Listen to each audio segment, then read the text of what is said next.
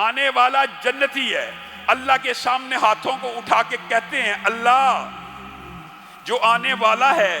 اس کی جنتی ہونے کی بشارت اور خوشخبری تو مجھے مل گئی ہے،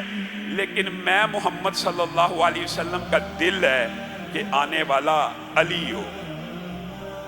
اللہ کو کہہ رہے ہیں کہ اللہ خوشخبری تو آپ نے سنا دی ہے، اب میں محمد کا دل چاہتا ہے صلی اللہ علیہ وسلم آنے والا علی ہو۔ اور نبی کریم صلی اللہ علیہ وسلم کی مقبول دعائیں ہیں، ان میں سے ایک دعا یہ بھی ہے، ادھر ہاتھ گرائے ادھر سے جناب علی داخل ہو رہے ہیں، حضرت علی کے چہرے کو دیکھ کر نبی کریم صلی اللہ علیہ وسلم مسکرانا شروع ہو گئے اور اپنی دعا کی قبولیت کے اوپر اللہ کا شکر بجا لائے۔ حضرت علی ان کا بڑا مقام و مرتبہ ہے، اور خام خواہ بعض روافض نے یہ سمجھ لیا کہ انہی کا شاید جناب علی پہ حق ہے، اور اہل سنت ان کی سیرت کو بیان نہیں کرتے۔ الحمدللہ آپ کے سامنے متواتر 1 سال تک سیدنا علی کی سیرت کو رکھا، ہم سے زیادہ بہتر جناب علی کی سیرت کو کون بیان کر سکتا ہے؟ اور یہی عقیدہ، یہی منہج، یہی طریقہ درست ہے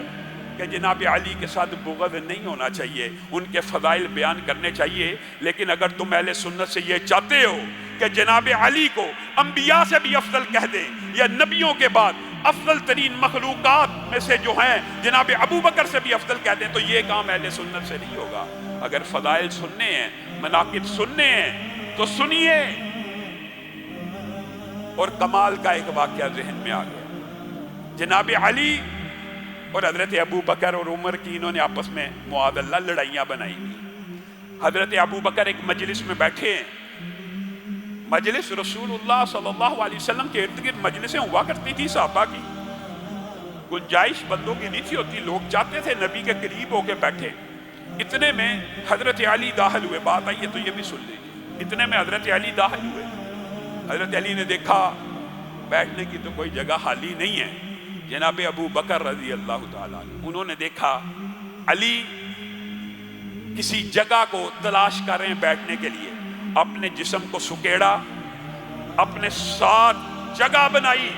اور جناب علی کو اشارہ کیا اور بلایا کہ یہاں پہ بیٹھ جائیے۔ نبی کریم صلی اللہ علیہ وسلم حضرت ابو بکر کا یہ عمل دیکھ رہے ہیں، ان کے منہ سے کیا الفاظ نکلتے ہیں، ایک تو خوش بھی ہوئے، ایک تو مسکرائے بھی، اور ساتھ میں کہا علم والوں کی فضیلت کو علم والے ہی پہچانتے ہیں، علم والوں کی فضیلت کو علم والے ہی پہچانتے ہیں۔